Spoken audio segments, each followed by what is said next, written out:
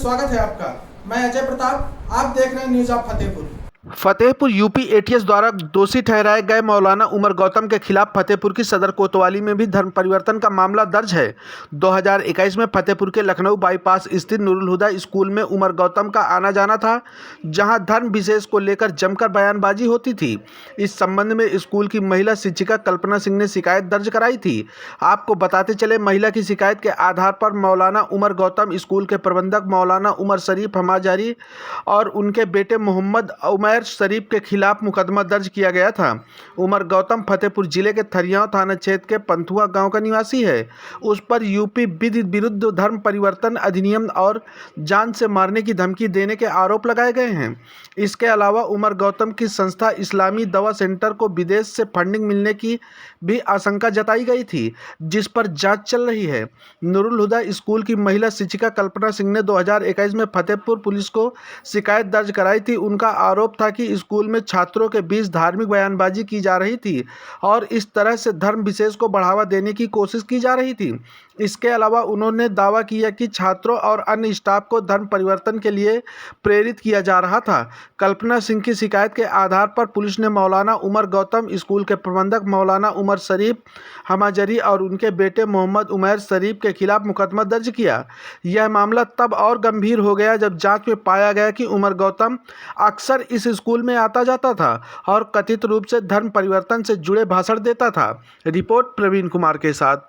फतेहपुर आते थे, फतेहपुर इस स्कूल में आते थे, बिल्कुल आते थे। तो इसकी आपको सफाई जब तक आप जिंदा रहेंगे, मेरी बात सुनिए, जब तक आप जिंदा रहेंगे और ट्रेवलिंग फंड का मामला उछलेगा, आपके पास कोई आएगा, तब तक आपको बयान देना पड़ेगा। आप दीजिए न दीजिए, ये नहीं अलग कर, हमारा ये कहने का मतलब नहीं, हमारा कहने का मतलब ये है कि उसका मुकदमा पंजीकृत है, मुकदमा चल रहा है फतेहपुर में, फतेहपुर कोर्ट में।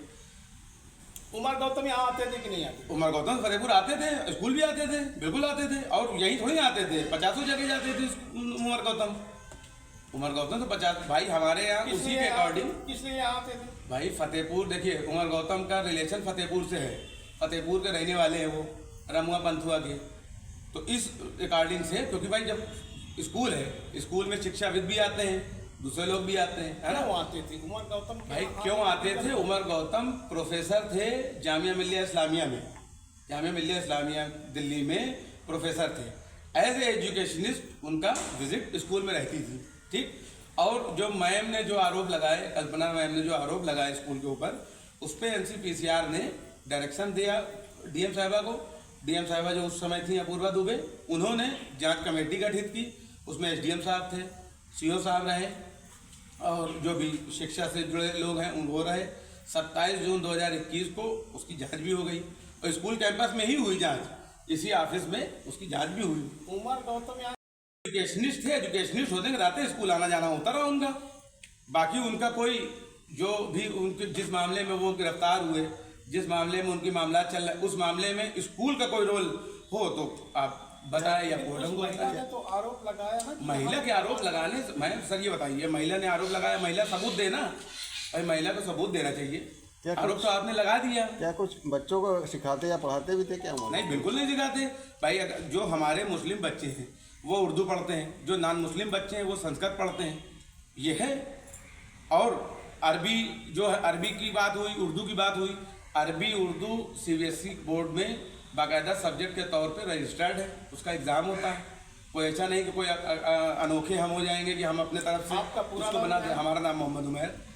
उमर साहब स्कूल में क्या है? हम देखते हैं स्कूल, क्या है? हम स्कूल के हैं कुछ नहीं, स्कूल देखते हैं, क्योंकि फादर हमारे शुगर हार्ट के पेशेंट हैं, इस नाते से तो स्कूल देखते हैं। उस FIR जब स्कूल में कुछ नहीं तो नामजद कैसे? अब ये तो जिसने FIR कराया उसको सोचना चाहिए ना कि हमको क्यों शामिल किया उसने। भाई ये तो FIR कराने वाले को सोचना चाहिए, हमने तो FIR नहीं करा। धर्म से बिल्कुल ब्रेन वॉश किया जा रहा है हिंदू धर्म को।